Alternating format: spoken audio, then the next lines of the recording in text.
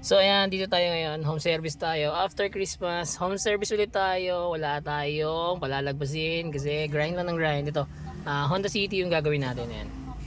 Honda City 2017. Ayan, kung paano ito baklasin mga kadiskarte. Ito muna, itong part na to, maliit na to. Ito, kailangan nyo i-remove yan. And then, ito, yung cover na ito, nakikita nyo to? Ito, tuturo natin. Yan, yung cover na to. Kailangan nyo buksan yan kasi meron niyang dalawang tornilyo sa ilalim. Okay, tara, baklasin na natin siya.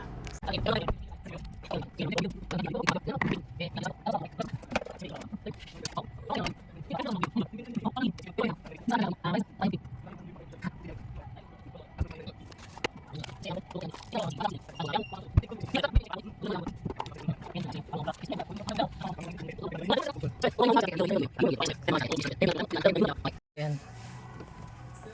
Tanggalan natin siya. Ayan. So, ayan.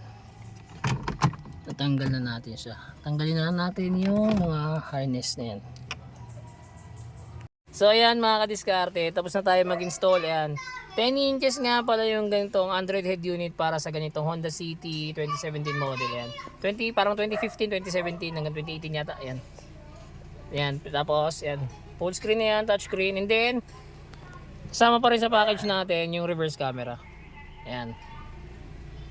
Medyo madilim na lang sa labas talaga kasi gabi na. Ayan. Tapos, eto, pwede ka na rin ito mag-Waze, Netflix, YouTube, ayan. Google Maps, meron na rin yan. And then, meron na rin tong Apple CarPlay and Android Auto. Kaya sa mga gusto po mag-avail, drop message lang. Don't forget to like and follow na rin. Salamat, ingat, ride safe.